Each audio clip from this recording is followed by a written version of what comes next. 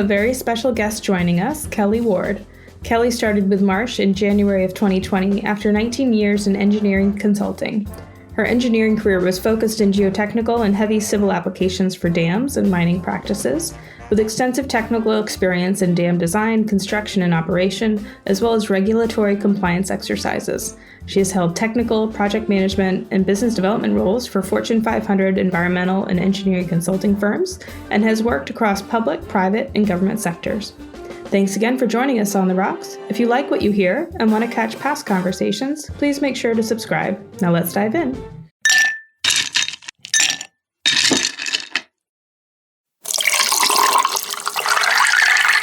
Hey, Kelly, thanks so much for coming on The Rocks. Yes, thank you for having me. Now, what are you drinking today? I am a gin drinker, and so I have a drink of The Botanist with some Blueberry Waterloo.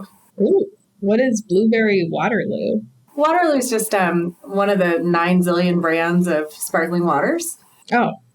But they do a lot of fruit ones, and they're really, really good. You come from an engineering career focused on dams and tailings. And is it a big transition, though, to go from a municipal dam to tailings work? Soil mechanics is soil mechanics. Rock mechanics is rock mechanics. But tailing, it's a beast. Most structures, you're engineering and choosing your materials, right? You get to say, I want this section to be concrete and with specific strength parameters and all of that. With tailing, you get what you get, right? They're going to mill the ore and they're going to provide you a product and they're going to provide you a certain grind and all that type of it. And you've got to figure out how to make a facility out of that's going to be safe. One of the other things with tailing that's different is, we're building these structures huge.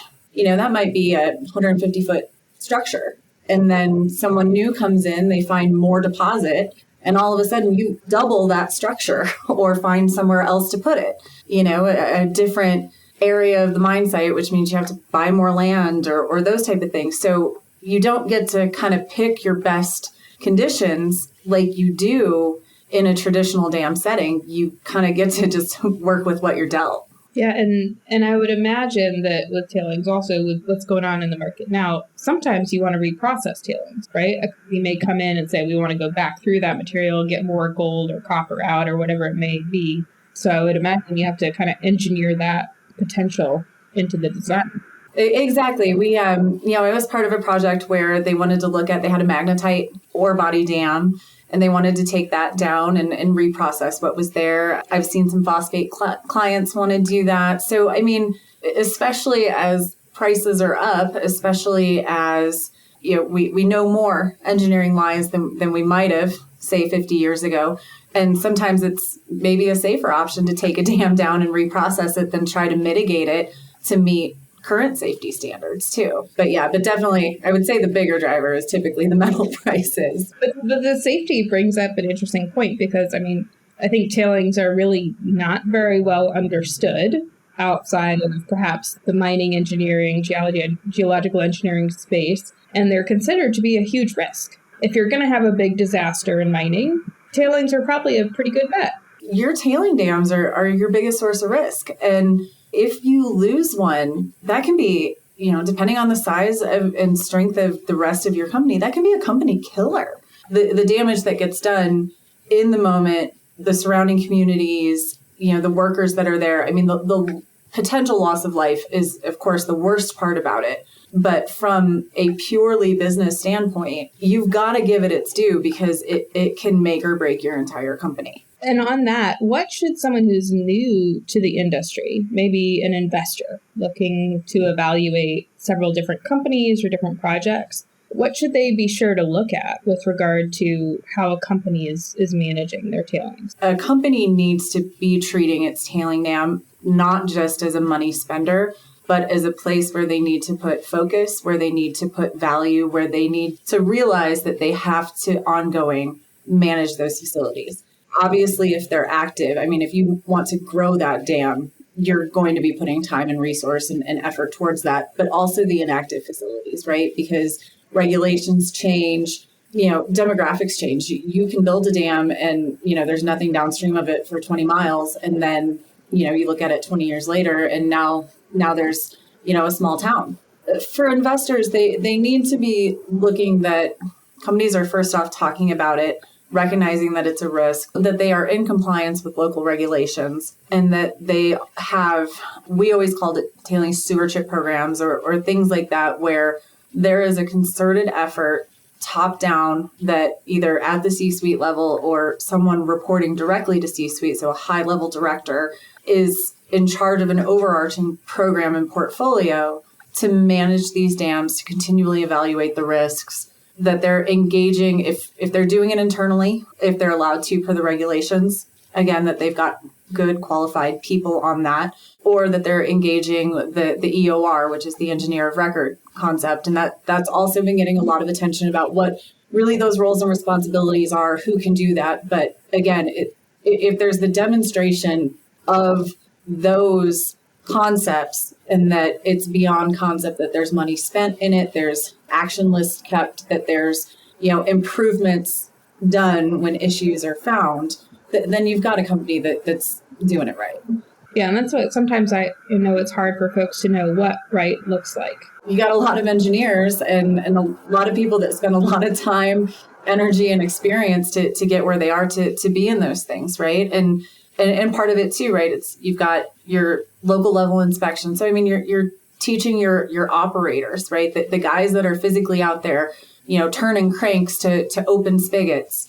Are you training and investing in them that they can see the issues as they develop, that they, they're not going to maybe understand, quote unquote, the engineering, but they get what they're doing. They get what the point is. They get that they have an impact on the legacy of this facility. What you do today matters 50 years down the road. So, I mean, that's the first level to, like I said, the EOR to the company level. And then even to now engaging, these external high-level technical review boards, either at the design and construction level or overarching over programs where they come in and from a bit higher level, but to say, have you been doing what you're supposed to be doing? Are you identifying the issues? And as, the state of the industry is changing, are we keeping up with that? Because sometimes the industry might be ahead of the regulations too. And that's an important concept. And that's where, these TRBs and EORs really do come in and help companies.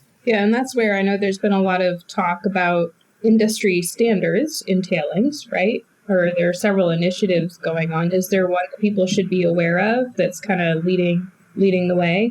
The GISTM is really the main one. ICMM has come out and it's been, to your earlier point, very investor driven. When the investors come along and say, if you want us to keep giving you money, if you want institutional level investors, we need to see some sort of progress and some sort of maybe harmonize or standard applied across an industry where we can feel like, here's your gold star and we're meeting that. And so ICMM helped develop that. And, Swedish Pension Fund, Church of England, among other large institutional investors, had a seat at that table and really helped drive that process. But as did the large mining companies, as did, consulting engineers around the world got to have input to it. So, I mean, it definitely was collaborative, but that is the gold standard and where, future-wise, what companies need to meet. And for those folks who don't know, ICMM stands for the International Council on Mining and Metals, right? So it's like an international organization that promotes the industry, but also champions standards internationally within the mining community.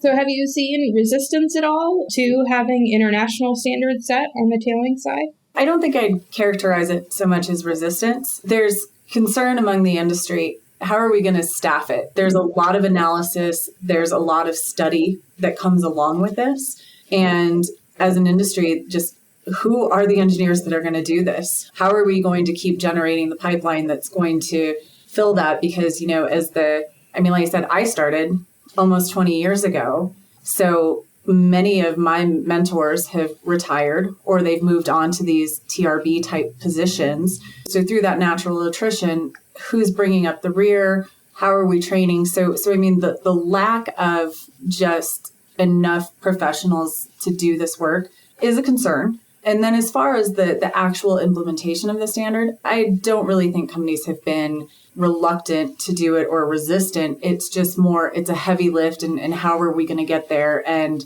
well, and I think that's a really interesting issue that you presented in terms of the talent pipeline, right? Because I know it's something we've talked a lot about, the pipeline for folks to come into mining in general, but this is a very specific technical capability, right? I mean, there's a lot of expertise that goes into tailings engineering and management. And do you have any thoughts on what could solve that problem? If you could wave your magic wand? There's a lot of great things that are going on, and especially in the tailings world, it's getting very collaborative. Companies that might have traditionally been a little, our business is our business, are now saying, go write the papers, go share the successes, go share the lessons learned.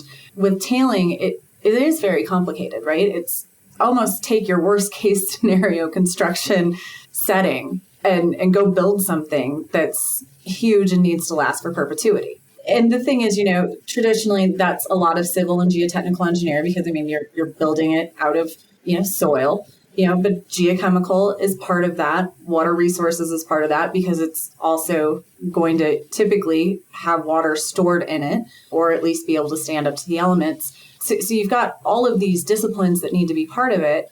And so typically you're led by either a water resource engineer or a civil geotechnical engineer. But what the colleges have realized that, nobody has a tailings engineering degree. And the schools are getting together and starting to put forth master's programs, certificate programs, because that's part of it too. Is all of this expertise going to come from degreed people? Well, maybe not necessarily, because like I said, you've got the guys out there physically building these things, and that's a reservoir of knowledge that can be capitalized on from operators through graduate degree programs, more formalizing that training to say tailing needs its own focus and things like that. And so we're seeing a lot of that through the various professional organizations, through company initiatives to build those pipelines and work with the schools that are actually working together as groups. So there's a lot happening, and I've been fortunate enough to be part of some of those conversations over the last few years. No, they're so important. As we've talked about, just the need to encourage new people to enter the industry, whether that's new from an age perspective, right? New grads, but also folks that maybe have worked in other parts of the mine operation or other parts of the industry, trying to attract them into to kind of cross over. So I think that's so critical. And speaking of crossing over, you made a bit of a drastic or seemingly a drastic shift into insurance. But how does insurance play into mining in general, especially what you've focused on in the past with tailings and construction?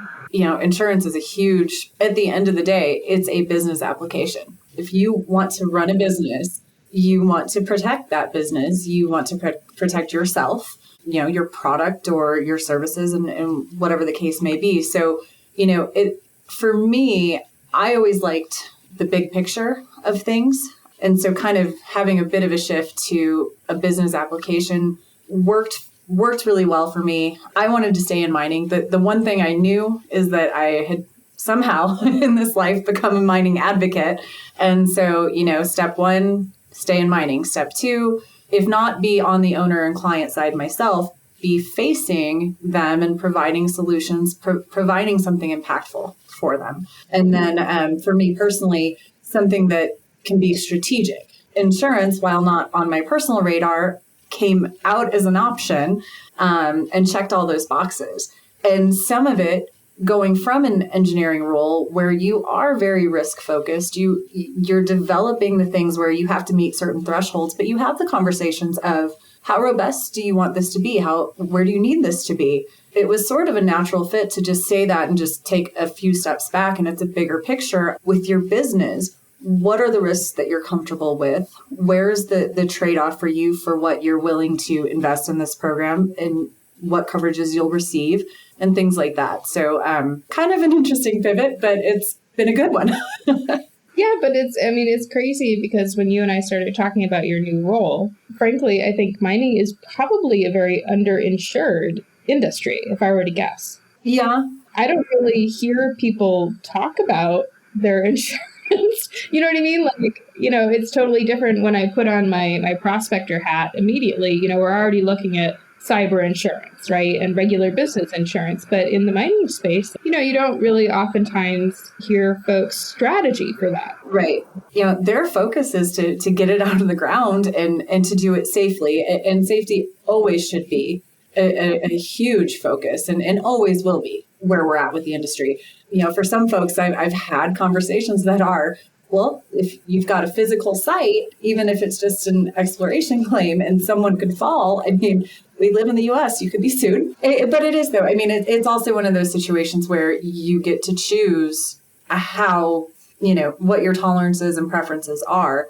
But especially as you get bigger programs, if you've got, multiple sites spread out across other countries, to your point, what I don't think people realize, and we don't talk about it a lot, there's your basic insurance that's very analogous to, home insurance, homeowners, I've got a car, maybe I've got an umbrella policy, as an individual, all of that translates to business.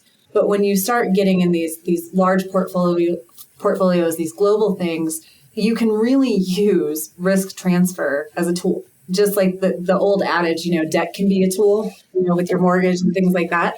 Insurance can be a tool and, it can make a difference to the bottom line.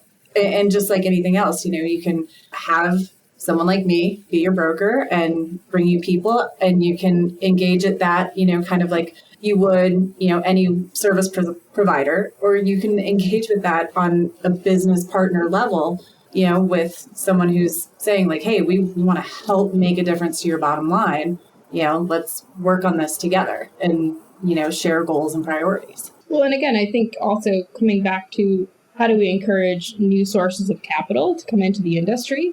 If you've got investors looking at the mining industry who are used to companies being insured, hey, just FYI, you may want to ask, like, what's the insurance strategy, right, for these different projects? Because it may be very different than other industries that an investor's used to. And similarly, if you're on the company side, investors coming from other spaces may ask these questions that aren't as common with traditional mining finance folks. Right. And that's the thing too, right? Do you have insurance? Yes or no?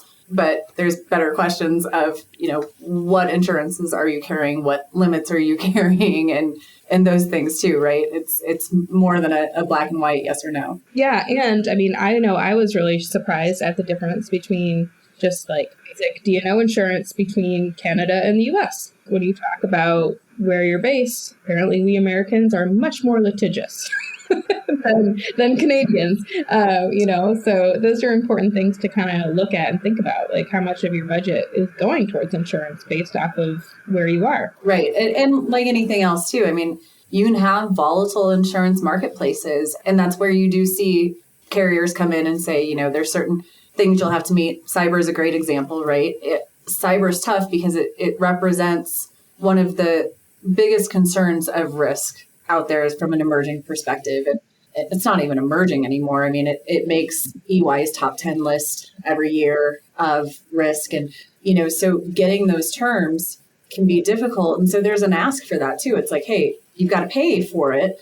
But if you don't have multi-factor authentication, you're going to pay more for it. Or in today's climate, you might get declined coverage over things like that, right? And so it's definitely the type of thing where it's a give and a take there, but that's part of why, you bring in business partners to help you navigate that and help you decide, how do you spend those dollars? How do you maximize those dollars? And what have you learned about the mining industry since you've been in this new role? My understanding of insurance was what was analogous to a personal experience. Great, you've got a fleet. Oh, I've been an engineer and I've seen, in the contracts where you have to carry X million of limits of liability and things like that. So it had some general sense there, but some of these things that until you're kind of in it, marine cargo coverage and what is that? Well, I've learned a ton about that, for companies when they, gold companies make their doré bars and they ship them all over the world. And what does that look like when it's in transit? Like, I always picture it really, you should just always hire a private plane, right? With like champagne and chocolate covered strawberries to like fly the gold around. Well, and it's awesome too. You get the little schematics with like the Brinks truck and then the helicopter and then the plane. Like, I would like to volunteer. Instead of marine shipping coverage, you can hire Emily to fly a private plane around and pick up your gold. Hey, there you go. I like it. But yeah, so I mean, those type of things though, that it's just like, what? Oh yeah, I guess you would want to protect that. You know, all the directors and officers stuff and errors and omissions. I mean, just these big buckets that are truly the business protections that you have no idea about, because who does insurance until it's like tailing. Well, and then on that, I mean, you and I have talked about, there's kind of the industry you've told me do you have insurance or are you insurable? Yes or no, as opposed to different levels. And do things like tailing strategies impact that? Yeah, absolutely. I mean, you develop your relationship with your broker, who then brings in underwriters for you. And as the broker and the placement people on our side of it, we have those relationships with the underwriters that we're then kind of extending to clients. And that's where it does come back to it's going to be real tough for you to get the coverage you want when you don't have a written safety program. AKA, you're not going to get it at all. No underwriter is going to say, hey, that's okay. The more robust things are, the more you kind of pull the skirt up, to use an old expression, right? Like the more you're willing to show and share and be open about, typically is going to make it better for you, because, hey, we're doing it right. And we're not afraid to show you what we're doing. You know, we'll take the suggestions and a lot of times, right, it's the whole like, well, we're not going to be able to implement that by this renewal that's 6 weeks out, but we'll make progress for that for next year so that we can see better premiums, or we can see additional markets, AKA carriers, come to the table and want to be our partner and take on our program. Those safety programs, written protocols, the ways that you prove you're doing good business, always going to be important in securing the coverages that you want at the best prices that you could achieve. And are there new strategies or technologies that come out that also help with that? I was quizzing you the other day about like dry tailings, right? You hear a lot of talk about like, this is the future. This is going to mitigate everything if everyone just did this. Well, you know, I mean, the underwriters are savvy, right? I mean, the carriers are hiring the engineers too. I mean, that's, again, kind of back to this shortage. They're hiring the people that understand what's being put in front of them. And with especially entailing and these huge catastrophic losses that have been seen by the market, you know, they're stepping up their game to compete with industry, you know, to get those people so that they can really evaluate those risks and price and rate them properly. They are going to understand the technologies. They're going to understand some of the shifts. They haven't really seen a lot of it yet. So it's always a little nerve-wracking to be the first, you know, like autonomous vehicles. Oh, yeah. From the company's perspective, it's safer. We are increasing safety because we don't have physical people in these cars. We are reducing driver fatigue. We are reducing back injuries from sitting and rumbling all day for 12 hours in a giant truck. Underwriters can be like, yeah, we're with you. We see that, or we think that we understand where that's going to go. But, you know, we've also got to get a little bit under our belts of that actual experience, because they're writing to as much as their company's whole experience. So the aggregate loss of all of their clients versus you saying, we're doing this safely. We're making these choices. This should result in this. And that's the thing. That's why sometimes, you know, you've done everything right and you can see your renewal and your program went up 25% because you're in a volatile industry. And kind of back to the thing with tailing and global standards and all this type of stuff. We all need to do better together because we're all going to benefit together from doing it right. So is there something that you would love to see companies adopt? I've been asking folks, like, if you could wave your magic wand and make something happen in the mining industry, what would it be? Just the PR angle, right? And this is gonna be probably a little negative sounding, but the mining industry is so good at preaching to the choir. We understand the necessity of it and all of these things, and we keep telling each other. And there's this public perception out there that is mostly negative.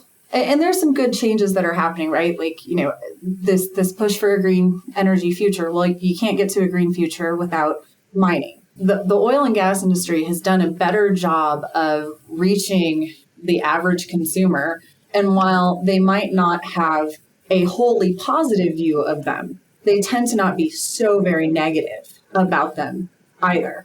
And it's because they found the commonality of what's the thing everybody understands? Fuel. And everybody's going to complain about high gas prices and things like that. But at the end of the day, everyone has recognized we need fuel. Fuel's a good thing. You know, these companies are out there doing what they can. And yes, large catastrophic environmental accidents happen, but people are still engaged in that industry and have viewpoints that will swing back positive after a little bit of time. Somewhere they have preached to the masses rather than the choir. And I think that's the gap for mining. And, you know, one of the other big opportunities for that is a more circular economy, right?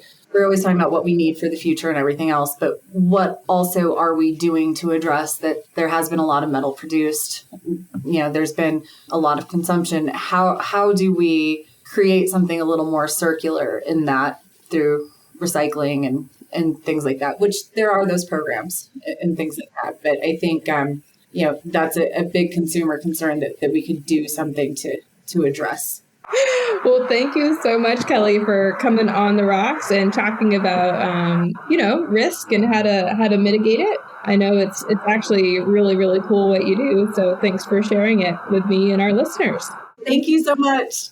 Thank you to our guest and my colleague, Kelly Ward, for joining us on this episode of On the Rocks. To learn more about Kelly, visit her on LinkedIn at Kelly J. Ward. For more insights on new mining projects, news, and more, go to our website at www.prospectorportal.com and subscribe to our weekly newsletter, The Nugget.